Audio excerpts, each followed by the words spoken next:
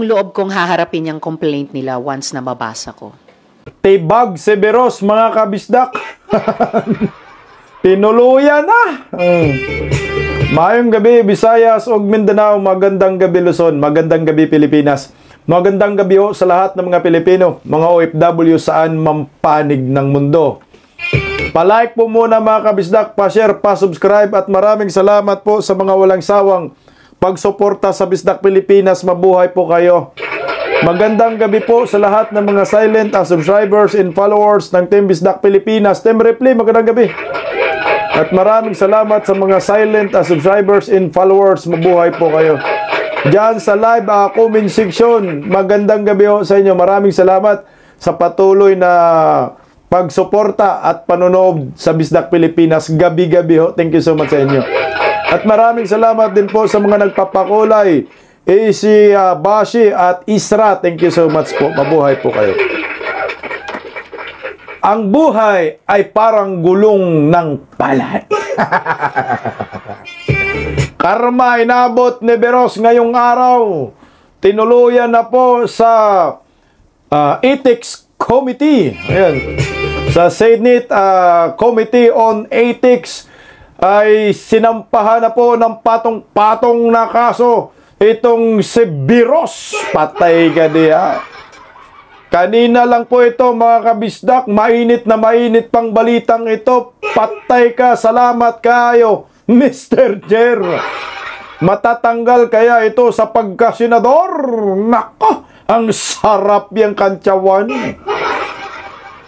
Sinugod po kanina ng mga tatlong abogado, Ferdinand Topacio, Jing Paras at yung isang abogado na yan. Matindi pala yung isang abogado kasama nila ni Attorney Ferdinand Topacio. Marami na palang napatalsik yan sa pwesto na government official. Pati yung, I think, sa Mercedita Morales ba yun? Ombudsman? Sila rin po yun eh. Nagpatalsik. Nako, yari ka, Hontiveros ka, masampulan nga ngayon.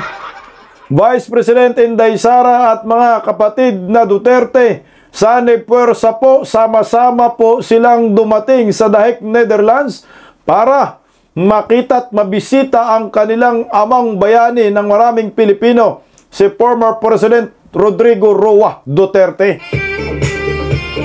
At binanatan po ni Vice President Inday Sara Duterte ang flood control investigation ng Marcos admin na tungkol umano sa mga kurakot dyan sa gobyerno. Tinawag lamang po ito ni Vice President Inday Sara Duterte na sarswila lamang yung awards.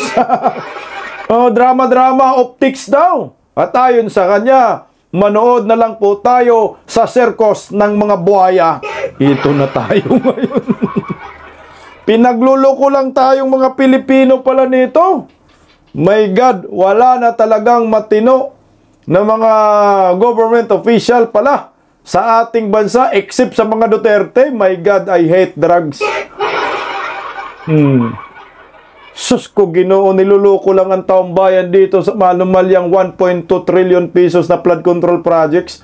Tapos yung mga nagsisiwalat magkaroon pa ng mga pwesto sa gobyerno. Sana oil! Unahin po muna natin pag-usapan itong problema ngayon ni Hontiveros. Tinuluyan po ng tatlong magagaling na abogado itong naturang senador. Sinampahan na po sa Committee on Ethics dyan sa Senado. Patong-patong na reklamo. Nimal, sana matanggal ho ito. Wala eh, para siyang Reyna Impactita dyan sa Senado. Hari-harian eh. O ito, palike guys, pakinggan po natin ang balitang ito.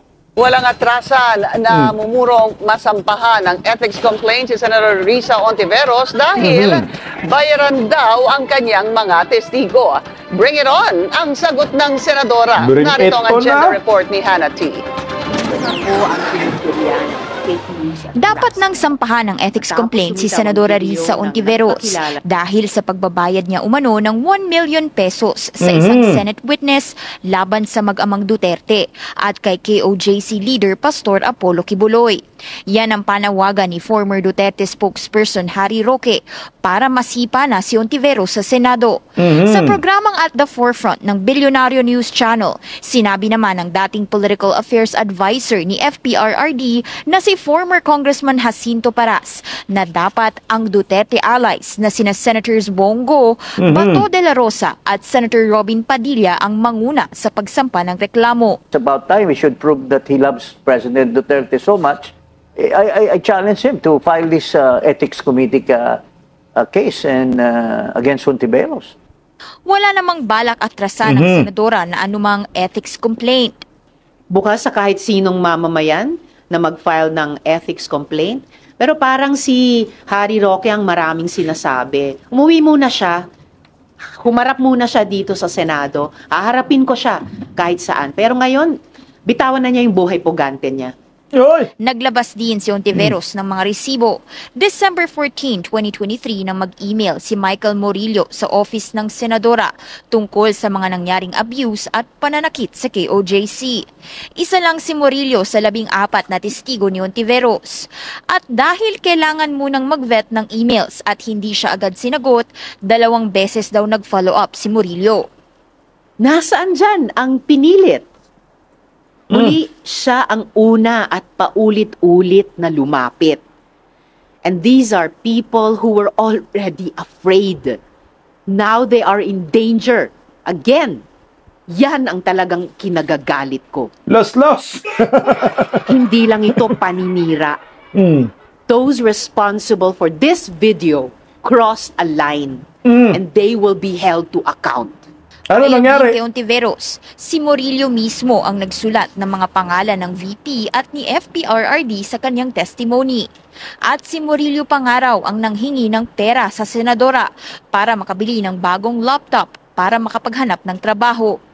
Malinaw ang sagot namin sa kanya. Our office has a strict policy of not providing financial assistance to potential witness and witnesses. Umamin din daw si Morillo na nililigawan na raw siya ng KOJC para bumaliktad. At bago pa man lumitaw ang viral video ni Morillo, just last week, bigla raw siyang humingi ng rescue dahil kinulong daw siya sa Glory Mountain, isa sa properties ni Kibuloy sa Davao City. Tanging si Senador Bato de la Rosa ang mambabatas na nag-share ng video ni Morillo. Kaya naman, may pasaring si Ontiveros kay de la Rosa. Dapat hindi kami nag-share ng fake news. O tulad ng mga AI-generated video, dapat hindi kami nagpapadala o lalong hindi kami mismo ang nag-share ng anumang fake news. Let's call this what it is. Witness tampering. Fake news. Psychological warfare. Throwback video lang yan guys ha. Oh, hito ka ngayon, Ontiveros. Talagang tinuluyan na po itong Rina ng mga impakta. Sinampahan na po ngayong araw ng sa Ethics Committee. Narito po oh. Also accountable. So today, dito po kami, together with myself, former Congressman Attorney Manuel Luna, we're filing a case for disorderly conduct of Senator Risa Ontiveros with the Committee on Ethics. Because Ayan po na sinampahan na po 3 abogado mga kabisdak. Itong si Attorney Manuelito de los Reyes Luna, Jacinto Paras, Ferdinand Topacio. Ayan. Patong-patong po ng reklamo. Yung isinampaho nila, kabilang na po yung witness tampering, panunuhol. Ngayong araw po yan mga kababayan ko. Basahin ko lang yung pinakaharap ng complaint nila, no? Complaint affidavit. Oh. Ayan. We Manuelito de los Reyes Luna, Jacinto V. Paras, and Ferdinand Topacio, all Filipinos with addresses care of Topacio Law Office. Ayan po. we have the honor to file an ethics complaint against Senator Ana Teresa pala ito. Navarro Hontiveros Barakil. Ay, Barakil pala siya. Filed accordance with Article 6, Section 16, Paragraph 3 of the 1987 Constitution. Its House may determine the rules of the proceedings, punish in members for disorderly behavior, and with the concurrence of two-thirds of all members, suspend or expel a member. A penalty of suspension when imposed shall not exceed 60 days. Suspension lang pala, mga kabisdak, yung parusa dapat tanggal. Ayun, suspension. Dapat tanggalin to si Hontiveros sa pagkasenador. Dahil namimihasa na po itong kabalbala ng naturang senadora. Isang kahihiyan pa rin yan, sinampahan ka dyan sa ethics complaint. Pero alam ko yung pinakamabigat na pataw dyan ay tanggal ka sa pwesto, no? Tanggal ka sa pagkasenador. Kagaya yung ginawa po kay Kong Arnie Tevez, tinanggal po ni Tambaloslos. Magbotohan rin po yun yung Senado na yan. Pag pumapabor ang boto, ilang two-third ba? Teka lang. Ilan ang boto? Two-third nga of all members, two-third ng all members ng Senado, papatawan itong si Hontiveros. Sana mas mataas pang ipataw, sipa sa Senado. Gaba ang inabot. Pero sabi naman ni Hontiveros, welcome daw eh. This ethics complaint that is going to be filed by the group of Attorney Ferdinand Topacio. Recycled lies, harassment, ano pa nga ba? Ako naman ay buong loob kong haharapin yung complaint nila once na mabasa ko. Ma'am, sino sa tingin mo nasa likod nila? Initiative nila yon o may tao behind them? Ano ba yung track record nila? Laging may nasa likod din. Alol! So you're not bothered? Sino? Bothered in the sense na ang naming trabahong ginagawa dito sa Senate. May mga drama pa dyan, pero sige lang, di po kami magpapadistract dyan. Basta't pagka-file nila, babasahin namin ang complaint at haharapin namin ang buong buo. Harapin mo! Salamat kayo, Mr. Chair. Ang yabang niya, no? Feeling niya talaga ang tinaw-tinonan ni Mal, oh. Nakita mo yung mukha dito, buwisit buhay mo eh. Sira araw mo. Anyway, at tingnan po natin mga kababayan ko kung ano po yung mangyayari sa complaint laban po dito kay Hontiveros. Kasi ako, yung isang si Dilona, marami na palang pinatanggal na opisyal ng gobyerno itong abogadong ito. So expert siya pagdating sa tanggalan sa pwesto. Pero dali ka, Hontiveros, dito. Sana next ka na, Hontiveros, matanggal ka sa pagkasenador dahil wala kang kwenta. At pag nagpasya po ang Senado, kasuhan din po ito, balikan muli. Sabi, meron daw nasa likod. Actually, matagal naman talaga yan sila ni Paras, Topacio, na gusto talaga nilang sampahan yung interview na yun. Yung balita ngayon, yung binalita na pinipliko, kamakailan yun, di ba? Talagang matagal na po nilang sampahan ito ng reklamo, itong si Hontiveros, dahil nga sobra-sobra na. Sobra-sobra na yung ginagawa niya sa kanyang posisyon, ginagamit na niya, panggipit ng tao, gawa-gawa ng istorya. Ang biktima dyan, mga Duterte, Tatay Digong, at Pastor Apollo Sikibuloy. Yan ang nangyayari. Good luck sa'yo. Salamat kayo, Mr. Chair. Sana'y matanggal ka sa pagkasenador. I-awards ka. Para matapos ng pangarap mo maging presidente. Ayan po ang magiging resulta dyan. O ito, pag-usapan po natin itong magpamilyang Duterte. Pumunta po ngayon sa The Hague, Netherlands.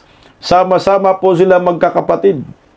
At yan ay request talaga, personal request ni former President Duterte. Hindi po natin alam kung anong mga sinasabi ni Tatay Digong, siyempre kung may sinasabi si Tatay Digong, sa kanila na lang yon. Ilang apat kasi parang awkward ba na hiningi talaga ni Tatay Digong na pumunta kayong apat dito. Kausapin ko kayo.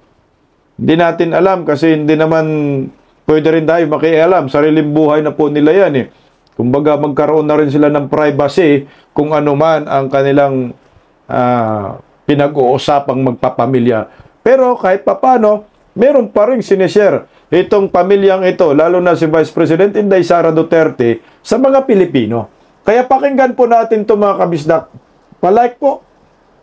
Nagdemanda si Yorme, Mayor Isko, kay Congressman Chua regarding sa mga flood control. Teka lang, hindi yan.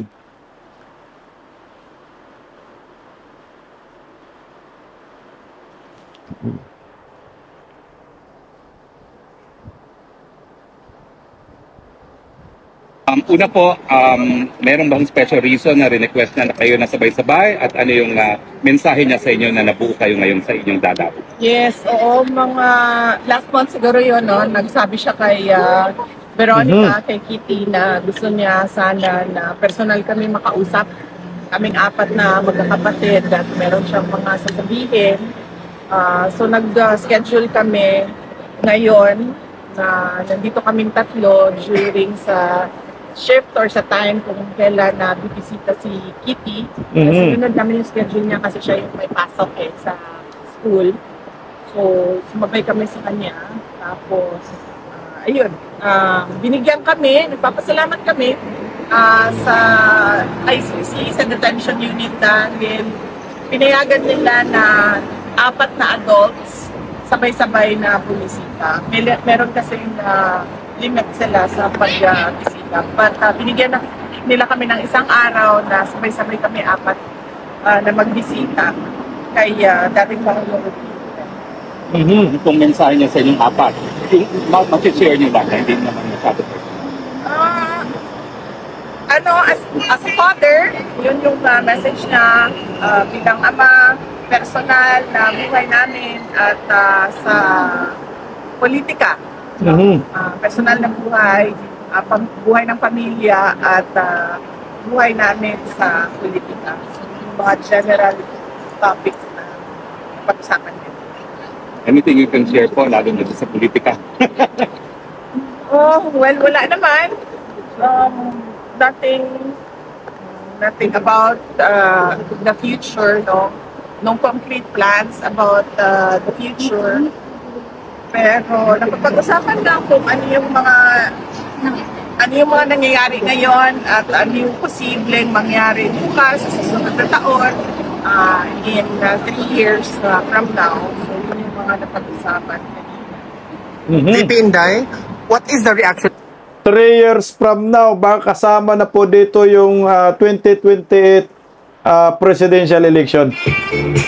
Napag-usapan nila siguro yan, malamang. Sure na po dito si Vice President Inday Sara. Sa pagtakbo, sa pagkapangulo, kailangan po nila yan. Nung ginawa ng Marcos admin, wala pong kapatawaran yan.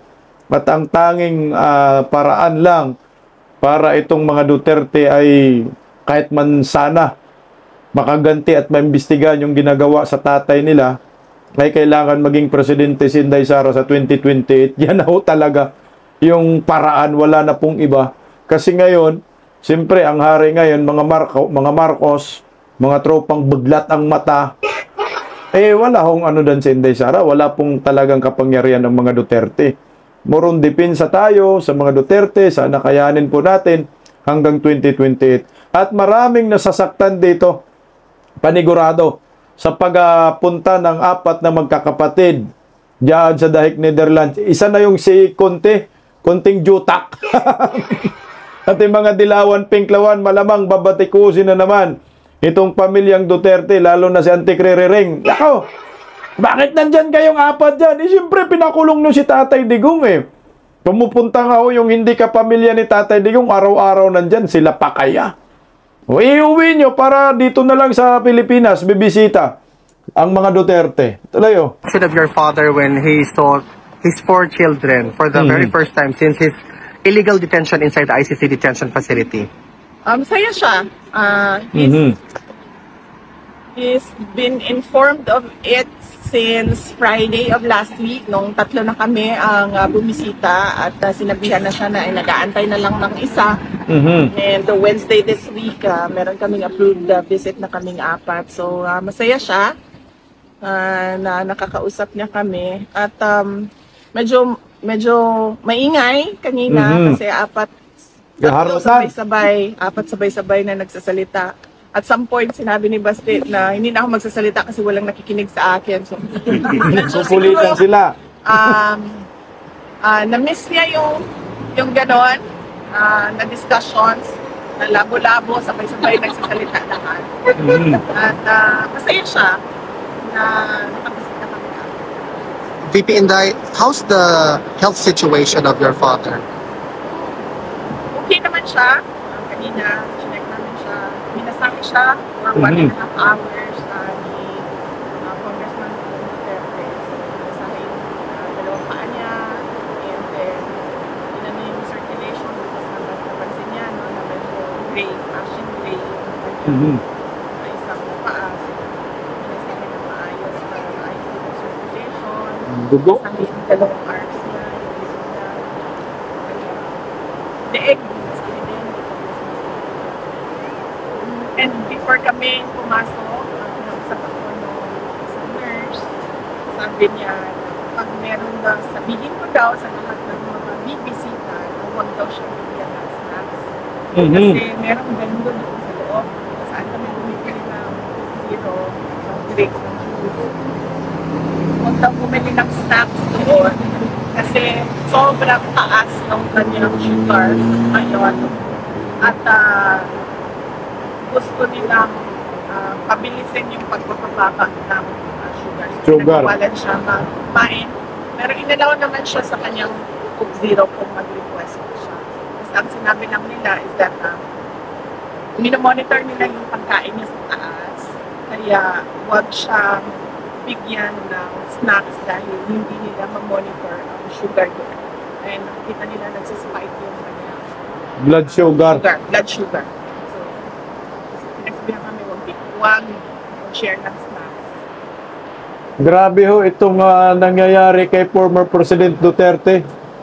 Sipin mo dapat yung mga ganyang may sakit talagang inaalagaan niya ng sariling pamilya.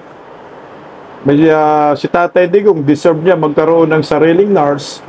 Dapat dito yan sa Pilipinas. Kaso nga lang ang problema, dahil sa panggigipit ng gobyernong Marcos sa mga Duterte, ito po yung napala ni Tatay Digong.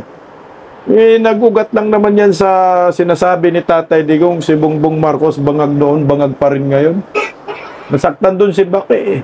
Saka yung sobrang ingay ni Tatay Digong pagdating sa corruption issue sa ating bansa. Which is, ito na nga ho ngayon ang nangyayari sa ating bansa, sandamakmak na corruption, flood control projects, kung ano-ano pa, gold reserve, ang dami. Ang daming usapin patungkol sa korupsyon itong gobyernong Marcos na walang nag-iingay.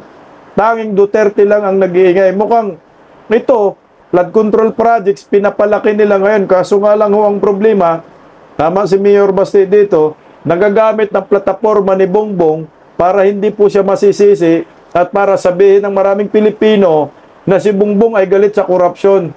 Galit sa sarili. Ito, pakinggan po natin si Vice President Inday Sara Duterte. Nang sabi ni Inday Sara dyan, circus lamang itong mga ginagawa nilang investigasyon patungkol sa flood control projects at ito ay sarswila lamang. Yan ang sinasabi ko sa inyo. Pakinggan natin si Vice President Inday Sara. Nagdemanda si Yorme, Mayor Isko, kay Congressman Chua regarding sa mga flood control. What's your opinion at saka would you encourage other mayors na i-demanda yung mga congressman nila na mayroong mga palpak o ghost projects? Yes, oo. Ang trabaho ng trabaho ng Commission on Audit na mag-imbestiga, meron silang makita na anomalya sa mga projects. So based on their audit or based on investigation sa DPWH, kung hindi man dahil sila yung iniimbestigahan based on NBI or special committee ng DOJ na mag-imbestiga, dapat talaga pagpanagutin yung mga public officials at yung mga contractors ng those projects at ng substandard projects dahil delikado yun sa mga mamamayan. At saka, huwag tayo tumigil sa flood control projects dahil noong 2024, last year, nagsabi na ako, sa school building program pa lang ng Department of Education, pinaghati-hatian na ng members of the House of Representatives, pero walang nag-react. Hanggang ngayon, walang nagsasalita, walang nag-iimbestiga. Hindi lang naman flood control So, kung seryoso talaga ang administrasyon sa paghabol about sa corruption, tingnan nila yung buong budget ng 2024 at ng 2025. At hindi lang yan, huwag tayo tumigil dyan. Sagutin yung mga blanco doon sa budget. Marami pa tayong questions. So, hindi lang flood control. Lahat. Since ma'am you have Teka lang, tingnan mo tama dito si Vice President Inday Sara Duterte Hindi lang flood control Yung mga blanco. Yung mga blanco sa BICAM, sa GAA, na kailangan po yan malaman kung paano nagkaroon ng blanco at pinirmahan din ni Bangag na ilang trilyon po yun. Hindi yun nila masagot Buti nga, bago si Tatay Digong dinala yan sa Netherlands, nakapagsabi pa dyan si Tatay Digong, di ba ng podcast? Sila kung Ungab, Atty. Vic Rodriguez. Baka itong flood control, panakip ito sa mga blanco sa BICAM. Para bang lumalabas ngayon, si Bongbong ang magaling ngayon. Si Bongbong ang galit sa korupsyon. Kaya nagpa-imbestiga siya ngayon sa flood control. Ito nga ang problema Totoo ba? Itong mga ginagawa ni Bongbong Marcos sa kanyang administrasyon, gusto ba niyang may mapanagot? Kasi kung plano niyang may managot dito sa mga kurakot sa gobyerno, dapat inuuna na niya yung nasa Kongreso, pinsan niya at mga kaibigan ng pinsan niya. Si Saldico, yung mga miyembro ng small committee sa Congress, dapat inuuna mga yun. Information dun sa dati kayong Deputy Secretary. Are you willing to appear sa Senate hearing ni Marcoleta para bulgar itong mga humingi sa inyo ng parte sa DepEd? Hindi naman sila humingi ng parte sa amin Kasi diretso nilang kinuha yung budget. Diretso nilang kinuha ang school building program, ang SBP, at pinaghati-hatian nila sa loob ng House of Representatives. At diretso nilang inattach yung listahan nila doon sa GAA version, House version ng GAA. Correct. At inakyat nila sa Senate. In fact, during the Senate hearing ng Department of Education, lumabas yun at tinanong yun ni Senator J.P. Estrada. Pero nagsabi kami, at alam yun ni BBM, wala naman siya reaction. So, kaduda-duda kung bakit bigla ngayon meron tayong investigasyon sa flood control projects. Kung seryoso talaga sila, and si BBM alam niya yan, kasi governor siya dati, mayor ako dati, alam natin lahat kung ano yung anomalya, ano yung corruption sa budget ng gobyerno, sa projects ng gobyerno. Saan lahat ang investigasyon? And ma'am, any comment doon sa latest na sinabi? Teka lang. Kasi nga, di ba, I think naalala po ninyo yung sinabi ni Vice President Inday Sara, 5 billion yung para sa eskwelahan. Ang ginawa nila, gustong manghingi ang mga bugok na mga kongresista. No? Hindi na pagbigyan, pumalag si Inday Sara, nagsumbong kay BBM, akala ni Inday Sara, papalag si BBM. Ang ginawang 20 billion, my God. Kaya dapat yung miyembro ng small committee, nasabi ni Inday Sara, pinaghati-hatian nila nung pundo na yon. Ginamit yung DepEd, akala siguro nila si Inday Sara, mapasunod nila. Ibulilyaso, pumalag yung ali. Kaya inimpeach nila si Inday Sara, hindi ka sumasayaw sa agos Hindi ka sumasayaw sa mga buhaya. Si Manix, yan.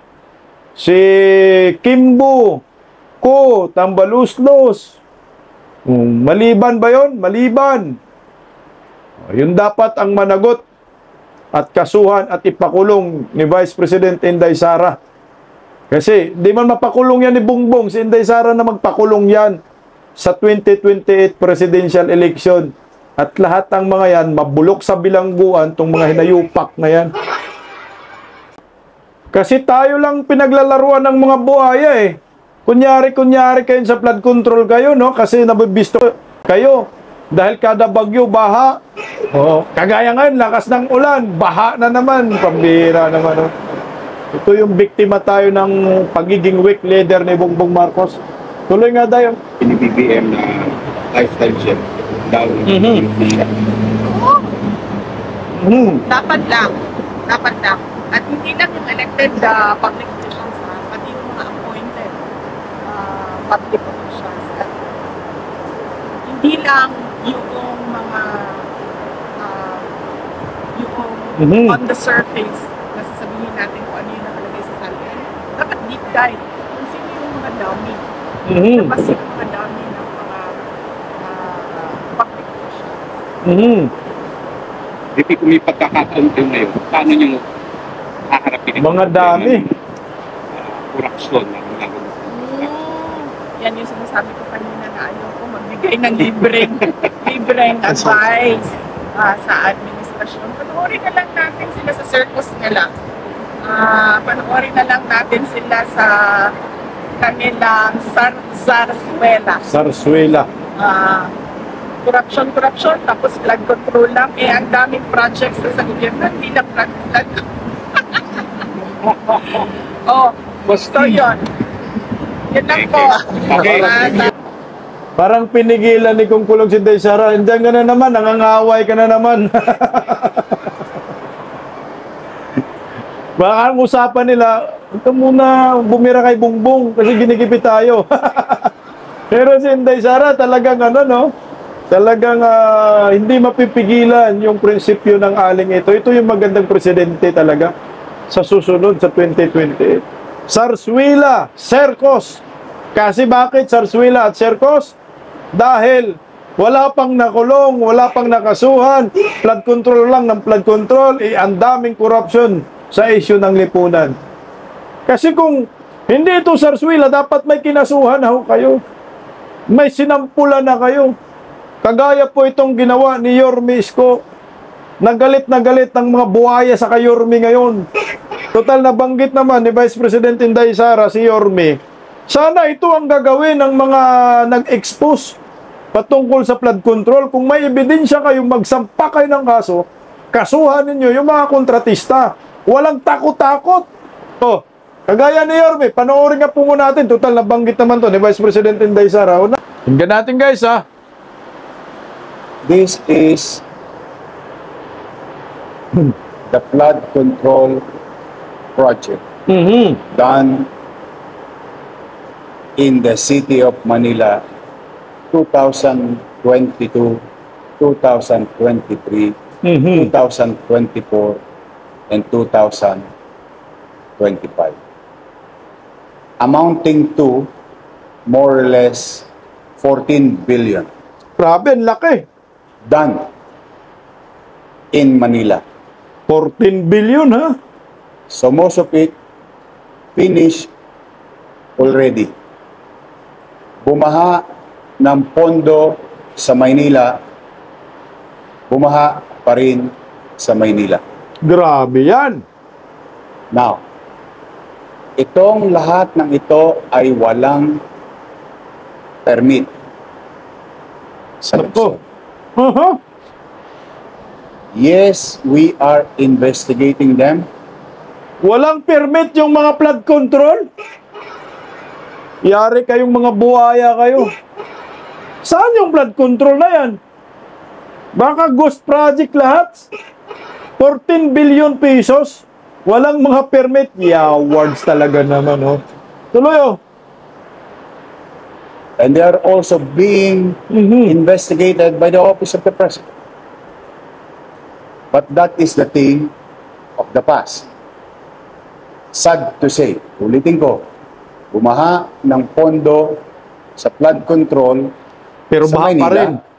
amounting to 14 billion, And yet, the people of Manila and those people studying, working, doing business, going in and out of Manila continue to suffer with the flooding.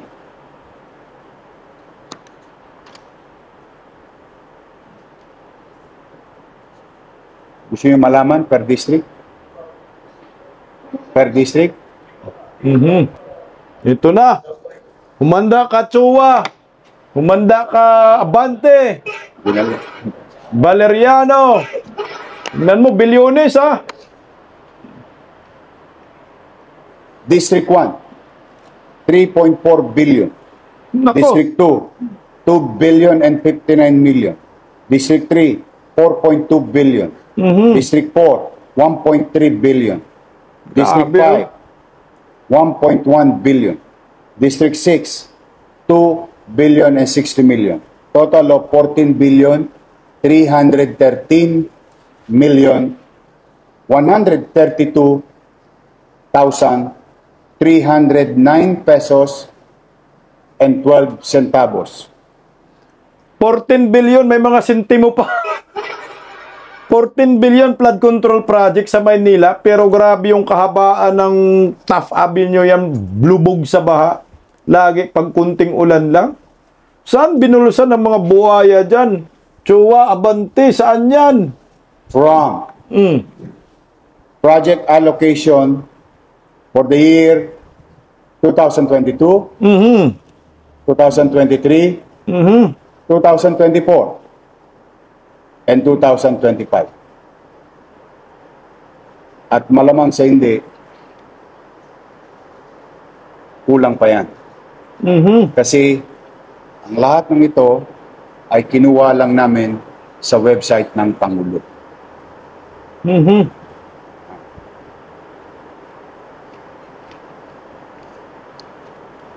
Yun ay nakaraan.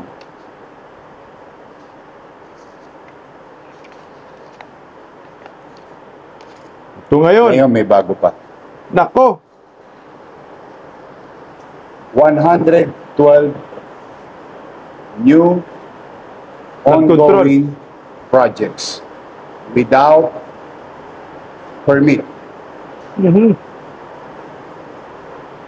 Without paying regulatory fees for the local government of Manila. Illegal. Particularly contractor's tax.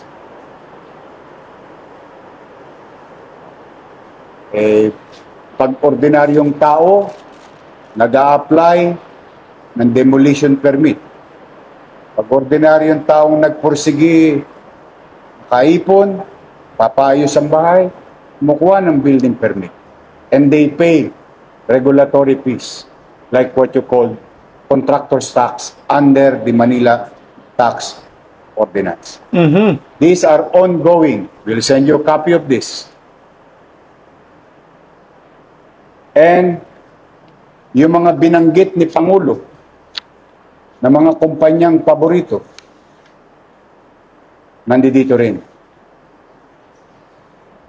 Kayo na ang humusga. Konti-konti lang po ito. Random. 145 million, 97 million, 140 million, 94 million, 80 million, 142 million, 141 million. Kadikit-dikit pa yung numero.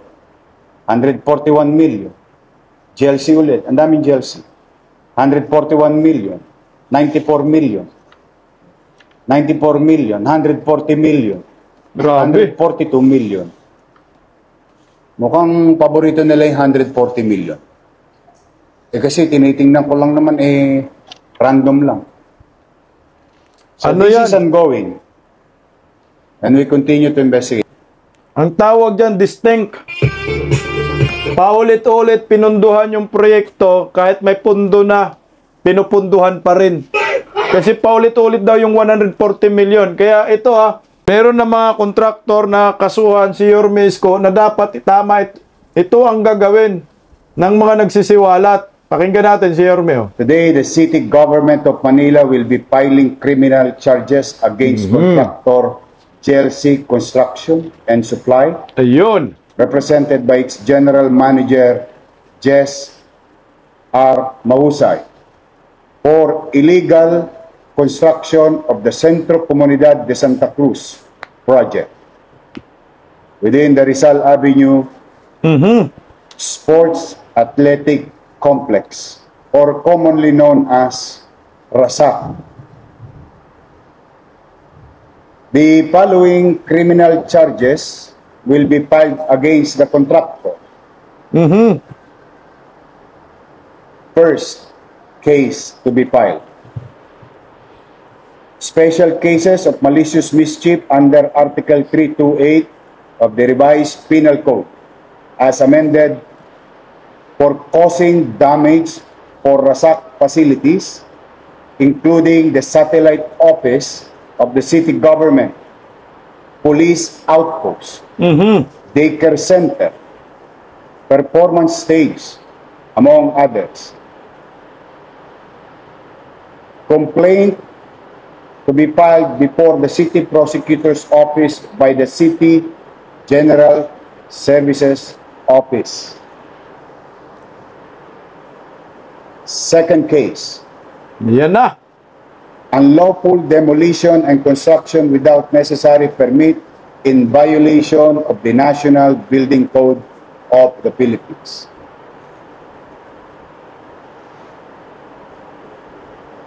On what ground? Demolishing the RASAC covered courts and other government structures therein without securing necessary demolition permit from the city building official, which is a clear violation of the National Building Code. Started constructing the multipurpose project without coordinating with the local government of Manila as instructed by the local government code. And if I may share some particular section of the local government code violated, Section 26 and Section 27 of the local government code, RA 7160. And for failing to secure building permit from the city building official, which is again a clear violation of the National Building Code. Complaint to be filed by the city before the City Prosecutor's Office by Department of Engineering and Public Works of City of Manila. Third case: unauthorized taking of government facility in violation of the Republic Act number 10344 or 10344 for the Risk Reduction and Preparedness Equipment Protection Act, for demolishing the RASAC facility, which has been an important location for evacuation and humanitarian purposes. The same facility is used as evacuation centers or center in times of disasters, fires, and other calamities. And as you all know also, if I may refresh your memory, it was utilized during the time of pandemic for our homeless individual exposed to COVID-19 in the streets of Manila. Complaint to be filed before the City Prosecutor's Office by the Manila City Disaster Risk Reduction and Management Office, or NCDRRMO. Pangapat, the civil aspect of the crimes mentioned above will be filed separately. The City Government of Manila has filed the demand letter to Chelsea Construction and Supply Incorporated for illegally demolishing or demolished government structures and facility which is owned by the city government of Manila, and at the time of construction, especially at the time of Mayor Alfredo S. Lim. Okay, ayan po mga kabisdak, magsasampa na po ng kaso. Pwede naman palang ganyan. Sana mayroong mga mayor na gagaya. I think meron sa Mindanao. Mindanao ba yun? Na talagang pinuntahan niya yung mga flood control di umano na proyekto. Pero pag mga substandards, ghost projects at talagang pinapakita sa media at dapat sampahan din po ng kaso. Ganun na lang siguro, bawat mayor na lang. Bawat mayor kung saan mayroong flood control projects, ang national DPWH, na wala naman pala, meron naman sa website, tingnan po ninyo, na magiging ghost, dapat yung local government na lang ang mag-file ng kaso. Magsampa na lang sa prosecutor, magsampa sa ombudsman. Pareho itong ginagawa ni Yorme Isko para hindi magiging sarswila or serkos itong patungkol sa flood control. Ganun na lang siguro mga local government unit na lang. Kaso kung hindi rin matapang-tapang yung mayor, talagang hindi ka magsasampa. Kasi ang kalaban mo, tropa ni Tambaloslos eh. Mga kongresista, national figure yung kalaban mo dyan. Pero kung matapang ka naman, si Magalong, dapat ganun din ang ginawa niya. Si Vico Soto, dapat ganun na rin, magsampa kayo ng kaso. Gayahin nyo si Yorme Isko, gayahin nyo yung ibang mayor dyan, para masampulan, para hindi lang magamit sa sinasabi ni Mayor Basti, ay ito, ano lang to? Parang laro lang to ba? No? Laro-laro lang. Sarswila nga, parang ganyan lang. Gawa-gawa lang sila para sabihin, galit sa korupsyon, yung pala. Tablado silang mga kurakot. Sana ganun. Ang problema nga ho, hindi ko maintindihan yung mga nagsisiwalat. Ano ba talagang plano ninyo? Posisyon sa gobyerno? Tumbukin na lang natin para hindi po masira ang inyong kredibilidad. Tama naman si Inday Sara, tama naman si Mayor Basti, na kailangan natin may makulong kahit kongresista, isang kongresista. Kaso lahat nagmamalinis eh. Feeling hindi sila makurakot. Feeling nila, ay wala kaming ginagawang kababalagang, kagaya to si Pastor Dila, pakinggan nyo. Okay daw sa kanya, imbestigahan ni Isko eh. Ito yung talo na, nanalo pa, Yaward.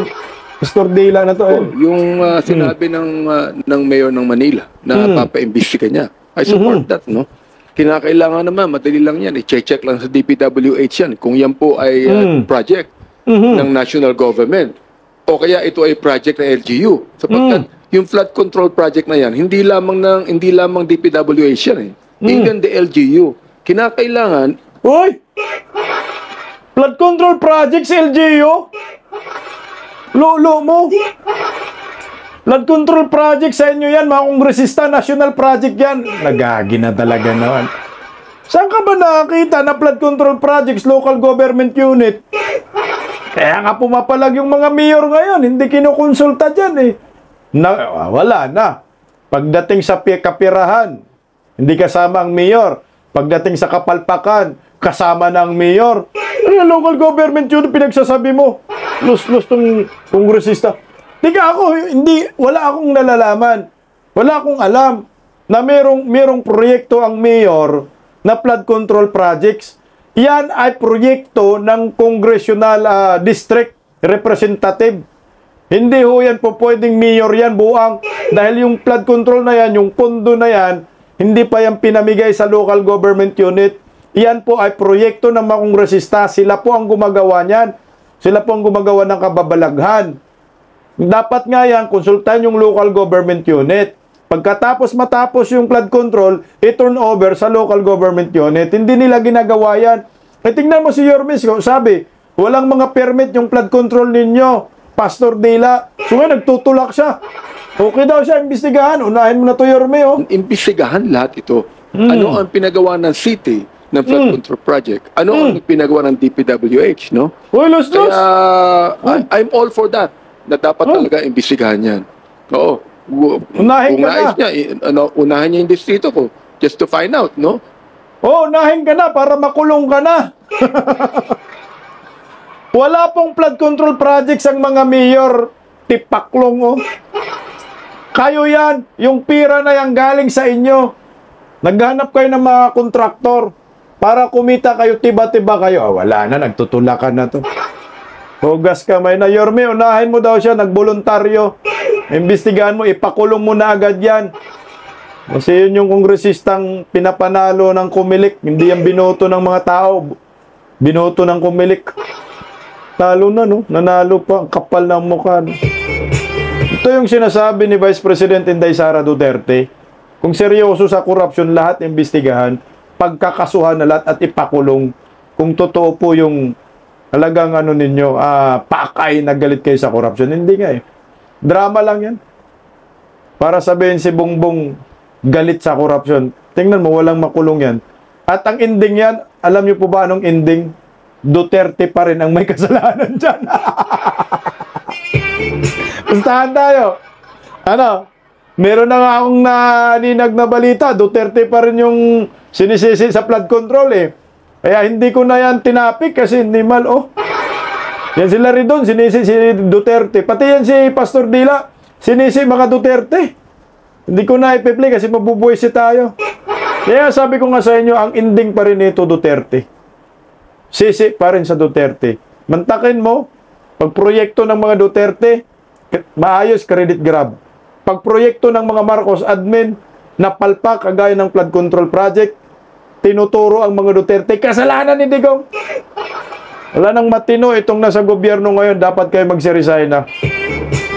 Good luck sa'yo, Risa Ontiveros. Sana matanggal ka sa pagkasenador, Yawards. Ang mawala na yung mga Rina Impactita dyan sa Senado. At good luck po sa ating mga Pilipino. Huwag na nating tigilan itong flood control projects. Mawawala na kami ng boses dahil sa flood control projects. Napalpak Marcos admin. Sana tatamaan kayo ng tinatawag na gaba. Magandang gabi ho. Pakinggan po muna natin ang awitin ni Hardy Kaligtan para po sa atin. Bisdak Pilipinas, God first. Paggising sa umaga, tanghali at gabi, nakikita ko ang post niya, ang hapdi. Paano nga ba to? Di ako makatanggi. Watch ko na lang at isipin ng mabuti. Bisdak Pilipinas. Bisdak, tinig ng katotohanan. Sa bawat vlog may laban sa kasinungalingan. Mulat ang mata, gising ang masa. Bisdak Pilipinas, para sa bayan, gumigising sa diwa. Sa likod ng kamera, tapang ang dala, walang sinasanto kung mali ang gawa. Hinay-hinay, pero palaban. Boses ng tao sa digital na labanan. Bisdak, tinig ng katotohanan. Sa bawat vlog may laban sa kasinungalingan. Mulat ang mata, gising ang masa. Bisdak Pilipinas, para sa bayan, gumigising sa diwa.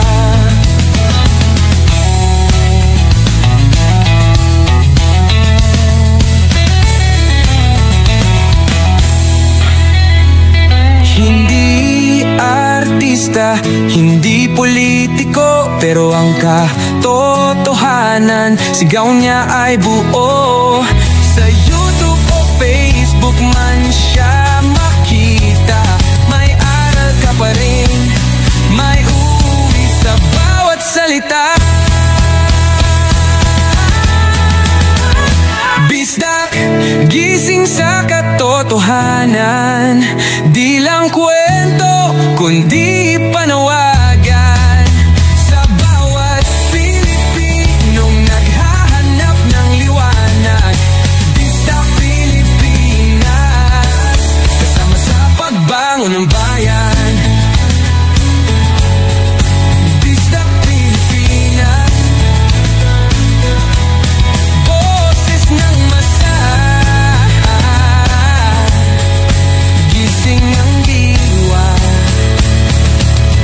itlog mo, may pag-asa.